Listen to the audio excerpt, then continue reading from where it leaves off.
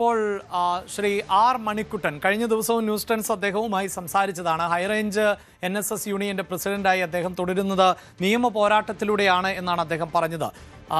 ശ്രീ മണിക്കുട്ടൻ, ഇതാ താങ്കളെപ്പോലെയുള്ളവർ അങ്ങനെ എതിർസ്വരം ഉയർത്തുമ്പോൾ ആ യൂണിയനെ തന്നെ പിരിച്ചുവിടുക, അല്ലെങ്കിൽ ഇപ്പോഴത്തെ യൂണിയനെ അംഗീകരിക്കാതിരിക്കുക, അതൊക്കെയാണല്ലോ NSSന്റെ ഒരു രീതി.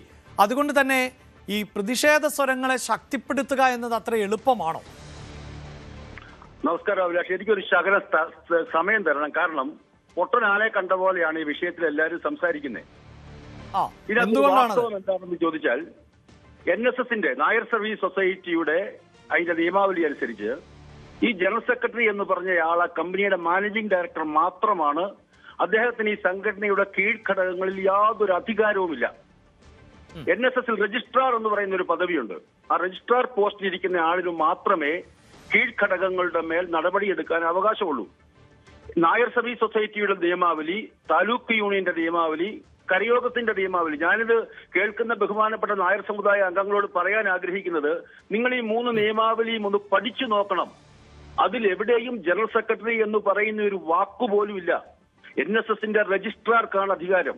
ആ രജിസ്ട്രാറുടെ അധികാരത്തിന് ഒത്തിരി പരിമിതികളുണ്ട്. രജിസ്ട്രാർ പിരിച്ചുവിട്ടു എന്ന് പറയുന്ന ഹൈറേഞ്ച് താലൂക്ക് NSS യൂണിയന്റെ പ്രസിഡന്റാണ് ഞാൻ കോടതിയിൽ അതിനെ ചോദ്യം ചെയ്തപ്പോൾ അതിന്റെ അർത്ഥം NSS രജിസ്ട്രാർക്ക് പോലും ഒരു താലൂക്ക് യൂണിയൻ പിരിച്ചുവിടണമെങ്കിൽ അതിന് വ്യക്തമായൊരു റീസൺ നിയമാവലിയിൽ പറയുന്നുണ്ട്. ആ നിയമാവലി താലൂക്ക് യൂണിയന്റെ നിയമാവലിയുടെ 55-ാം വകുപ്പ് അനുസരിച്ച് താലൂക്ക് യൂണിയൻ ഭരണസമിതിക്കുള്ളിൽ അഭിപ്രായ വ്യത്യാസം മൂലം ഭരണസ്തംഭനമുണ്ടായാൽ ഒരു ക്ലിപ്തകാലത്തേക്ക് രജിസ്ട്രാർക്ക് ഭരണം ഏറ്റെടുക്കാം. വളരെ കൃത്യമാ. ഭരണസമിതിയിൽ അഭിപ്രായ വ്യത്യാസം മൂലം ഭരണസ്തംഭനമുണ്ടെങ്കിൽ മാത്രമേ രജിസ്ട്രാർക്ക് പോലും ഇടപെടാൻ പറ്റൂ. ജനറൽ സെക്രട്ടറിക്ക് ഇടപെടാനേ പറ്റുകയില്ല.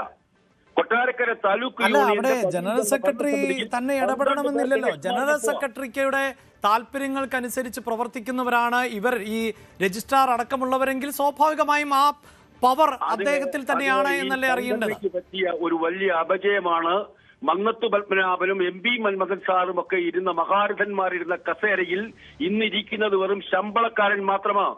ഇന്നത്തെ രജിസ്ട്രാർ ഒരു സർക്കാർ സർവീസിൽ നിന്നും വിരമിച്ച് 4 അക്ക പെൻഷൻ വാങ്ങിക്കുന്ന ഒരാളിനെ റിട്ടയർമെന്റിനു ശേഷം NSSന്റെ രജിസ്ട്രാർ ആക്കി വെച്ച് വലിയ ശമ്പളം കൊടുത്തുകൊണ്ട് അദ്ദേഹത്തെ കൊണ്ട് ഈ നീച പ്രവൃത്തികളൊക്കെ ചെയ്യിക്കുകയാണ്. ഒരു വാടക ഗുണ്ടയെ പോലെ ശമ്പളം വാങ്ങിച്ചുകൊണ്ട്, കൂലി വാങ്ങിച്ചുകൊണ്ട് രജിസ്ട്രാർക്ക് വേണ്ടി വിടുപണി ചെയ്യുന്ന പദവി ആളായി NSS രജിസ്ട്രാർ മാറി എന്നതാണ് ഈ സംഘടനയ്ക്ക് പറ്റിയ ഏറ്റവും വലിയ അപജയം.